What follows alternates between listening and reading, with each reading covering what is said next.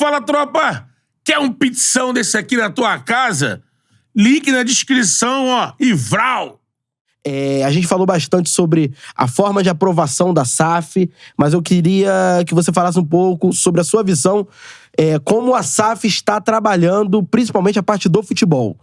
Porque a gente entrou no início do ano, o Vasco contratando bastante, né? Contratou vários Gastou mais de 100 nomes. milhões em contratações, né? Isso aí. Na janela de janeiro. Trouxe o Léo Jardim, trouxe o Ivan, trouxe Puma Rodrigues, 100 milhões, mas... Léo... tem isso, né? Tinha algumas reclamações, né? Léo, enfim, Pedro Raul, o próprio Orediano, enfim. O Vasco faz até um bom campeonato carioca, mas acaba eliminado na semifinal, eliminado precocemente também da Copa do Brasil pro ABC, e faz um terrível primeiro turno, né? E agora, o pior da sua história, um dos piores da história do Campeonato Brasileiro. Queria saber a sua análise da temporada do Vasco sob o comando da SAF no futebol e o que você está achando desse movimento agora de contratação do Payet, que é a contratação mais cara da história do Vasco. Queria saber a sua análise completa sobre a SAF no futebol em 2023. Legal, acho que é uma pergunta importante.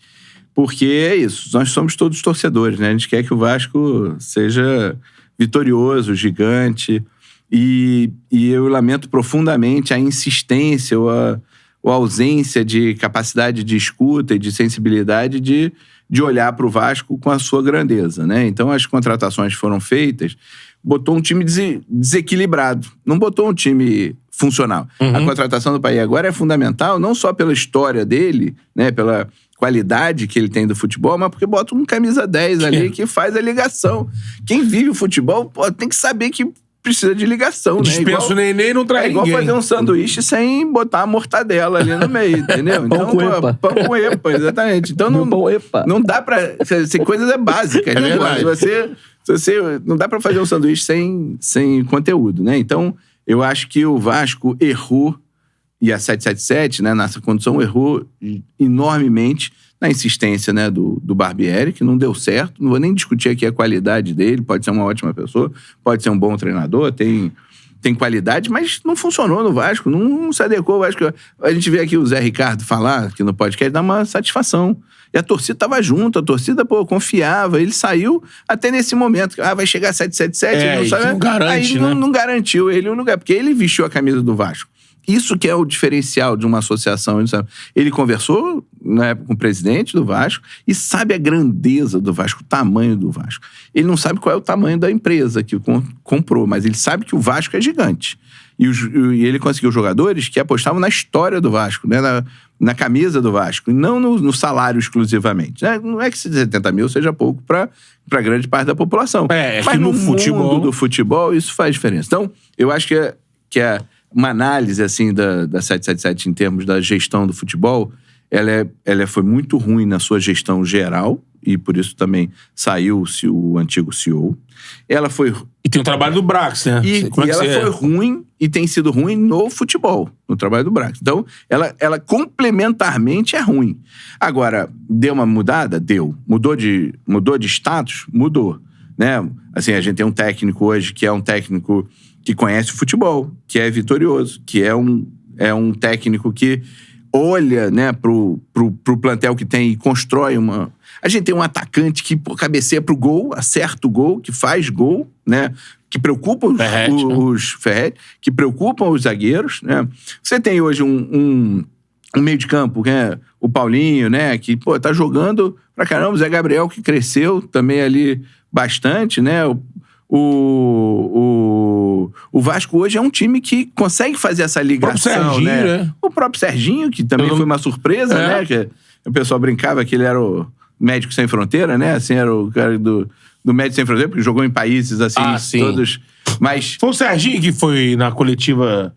Teve aquele constrangimento, uma pergunta, assim... Acho que foi. Foi o Serginho, né? Foi.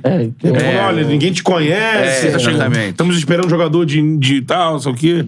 Tá entregando. Jogou, fez gol importante, né? Então, eu acho que hoje o Vasco nos dá essa confiança de que o Vasco vai superar, vai melhorar. Mas eu acho que foi muito mais pelos erros e pela pressão da torcida novamente. A torcida do Vasco é gigante, é fantástica. torcida do Vasco faz o Vasco subir. A torcida do Vasco, o Vasco é o segundo clube de maior torcida visitante no país.